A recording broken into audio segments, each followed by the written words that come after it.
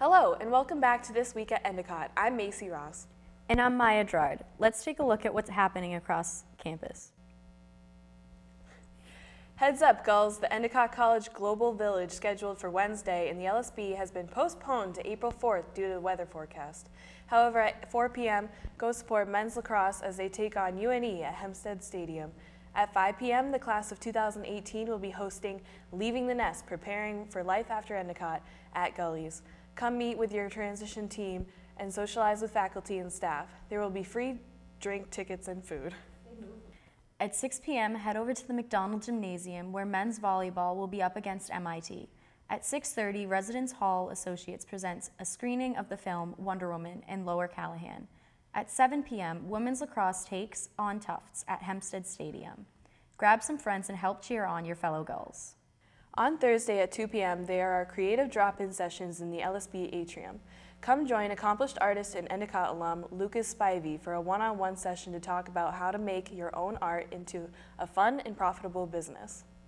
At 5:30, the Education Club presents the Luke Reynolds book event in the library. School of Education professor will read from his novel, The Looney Experiment, and share how he uses his imagination as a springboard for knowledge and learning. At 6 p.m., Gaming Gulls presents Open Game Night in LSB 347.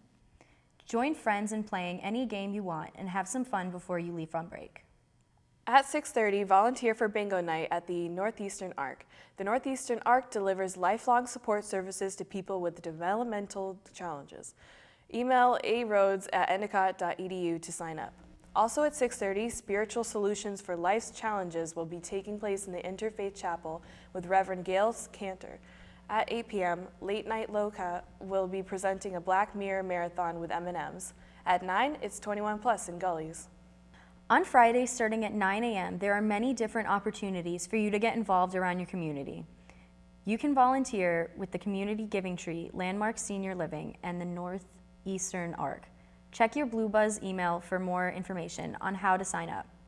At 6 p.m., the residence halls will be closing. Happy spring break, Gulls.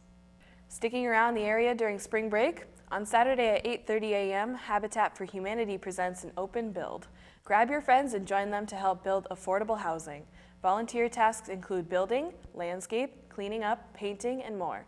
Email lrawls@endicott.edu to sign up. Residence halls open back up on Sunday the 18th at 10 a.m. for students returning to the nest. Then, on Monday, become a part of the campus's Christian community and attend their open meeting at 8 p.m. in the chapel. On Tuesday at 2 p.m., CAB is serving Shamrock Shakes in Lower Callahan. At 4 p.m., attend a housing information session in Lower Callahan. Later, at 8 p.m., it's a March Madness-themed trivia night in Gullies. The March for Our Lives Boston trip is scheduled for Saturday, March 24th.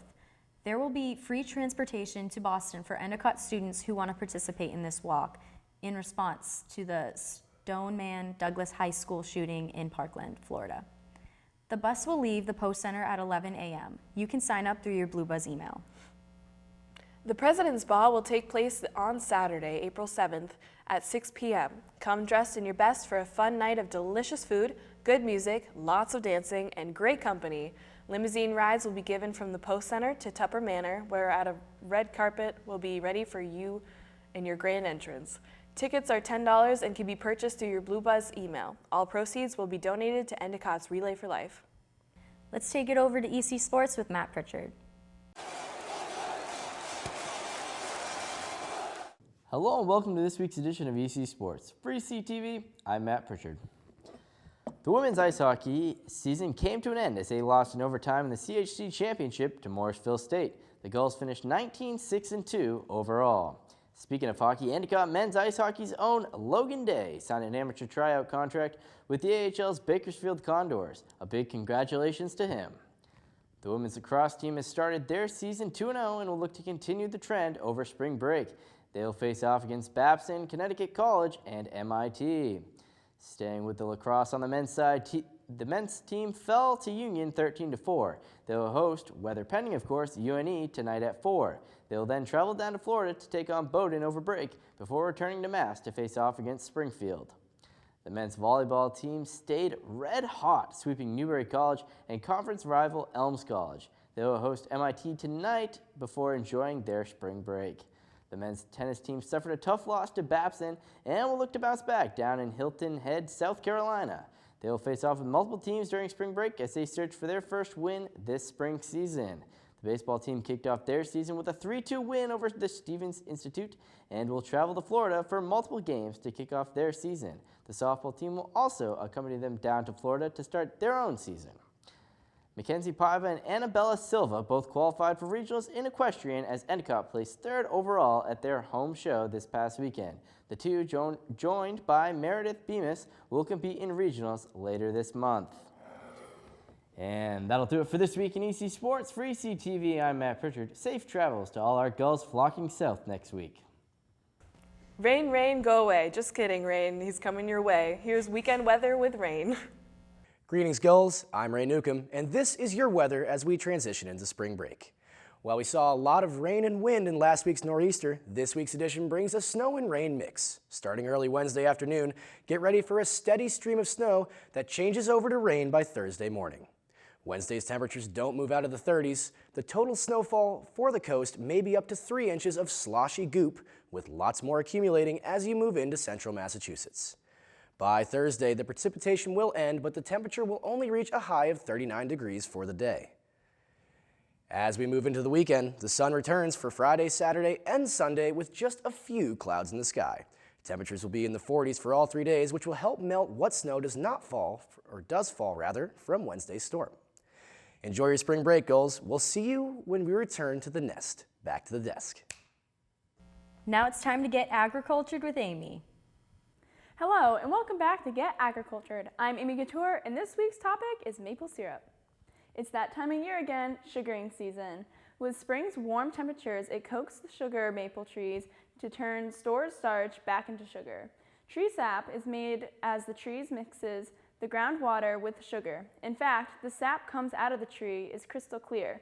It's crystal clear water with about 2% sugar. The sugar content in the final product is 66.9. A typical sugaring season lasts 4 to 6 weeks and follows a pattern of freezing and thawing temperatures. This creates pressure within the tree, resulting in the sap to flow out of the tap holes. So, when do you tap trees? Sugar makers start tapping trees in February. Trees that are 10 to 20 inches in diameter at chest height are tapped. These trees will be about 40 years old, and they will only get 1 tap. Trees that are 21 to 27 inches in diameter will get 2 taps, while any diameter greater than 27 inches will get 3 taps. After the tap hole is drilled, a spout with either a bucket and a hook or a tubing attached is placed in the hole and then gently tapped into place. There are 2 ways to collect sap from trees. Some farmers choose to hang individual buckets on trees. These buckets need to be emptied daily and dumped into a gathering tank, which then gets transported to the sugar house. Other farmers choose to run the lines between trees. This method uses a vacuum that suctions the sap through the lines directly into the gathering tank.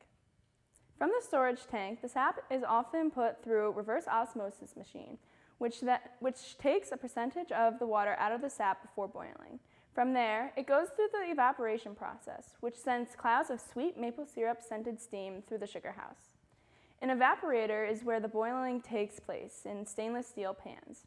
These pans sit atop an arch or firebox, where either oil or wood creates an intense fire.